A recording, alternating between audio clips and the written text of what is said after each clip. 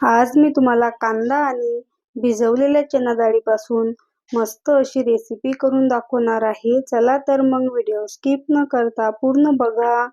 इथे मी सर्वात आधी 1 वाटी चणा डाळ रात्रभर भिजवून घेतलेली आहे. पाहू शकता तुम्ही छान अशी डाळ भिजलेली आहे.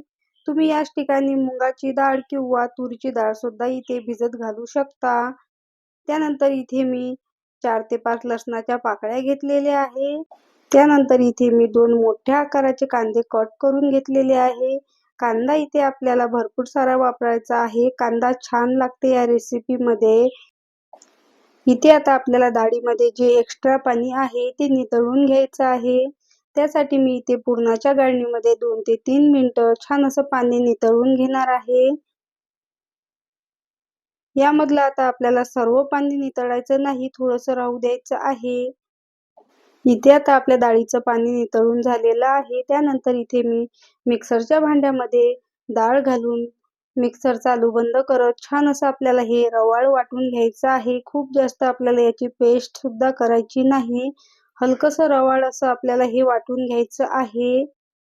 पाहू शकता तुम्ही इथे मी तुम्हाला दाखवते अशा प्रकारे आपल्याला हे छान असं मिक्सरला वाटून घ्यायचं आहे.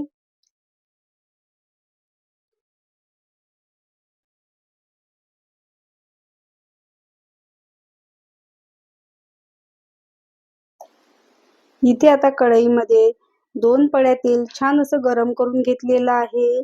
तेल तुम्ही तुमच्या आवडीने कमी जास्त करू शकता. त्यानंतर तेल गरम झालं की त्यामध्ये फोडणीला 1 चमचा मोहरी, 1 चमचा जिरे घालून घ्यायचे आहे. जिरे मोहरी छान असे फुलले की त्यामध्ये कट करून घेतलेला कांदा घालून घ्यायचा आहे.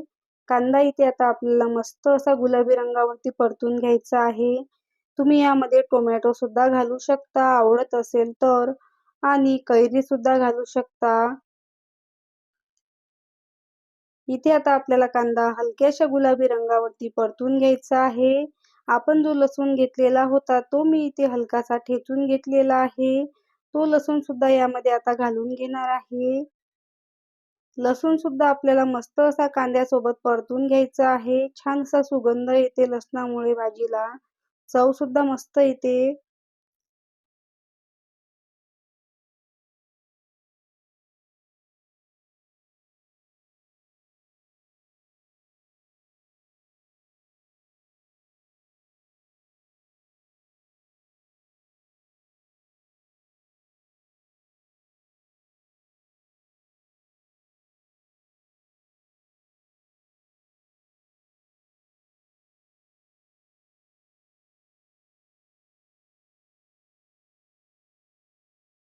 इथे आता आपला लसूण सुद्धा छान असा परतून झालेला आहे.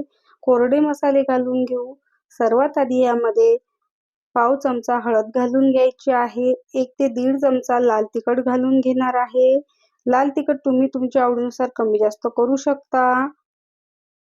त्यानंतर 1 चमचा भरून मी इथे धने जिरे पूड घालून घेणार आहे. भाजल्या धन्याची पूड मी इथे करून ठेवलेली आहे ती घालून घेणार आहे. त्यानंतर जी आपण डाळ वाटून घेतलेली होती ती यामध्ये घालून घ्यायची आहे. डाळ इथे आता आपल्याला या मसाल्यांसोबत मस्त अशी मिक्स करून घ्यायची आहे. यामध्ये आपण पाण्याचा वापर अजिबात करणार नाही. तुम्हाला हवं असेल तर तुम्ही थोडंसं पाणी यावर शिंपडू शकता किंवा छान असं हे कोरडं पिठलं सुद्धा तुम्ही याला म्हणू शकता. छान असं लागते. मस्त असं मिक्स करून घ्यायचं आहे. यावर आता झाकण ठेवून लो गॅसवर 2 ते 3 मिनिटं छान असं वाफवून घेणार आहे. मध्ये मध्ये हलवत राहायचं आहे. तुम्हाला खूप कोरडं वाटत असेल तर तुम्ही याच ठिकाणी थोडंसं पाणी यावर शिंपडू शकता. कोथिंबीर घालून घेऊ. पाहू शकता तुम्ही मस्त असं आपलं हे कोरडं पिठलं किंवा भिजवलेल्या चणा डाळीची कोरडी भाजी तुम्ही याला म्हणू शकता. छान अशी लागते. तुम्हाला माझी ही आजची रेसिपी कशी वाटली कमेंट करून नक्की सांगा.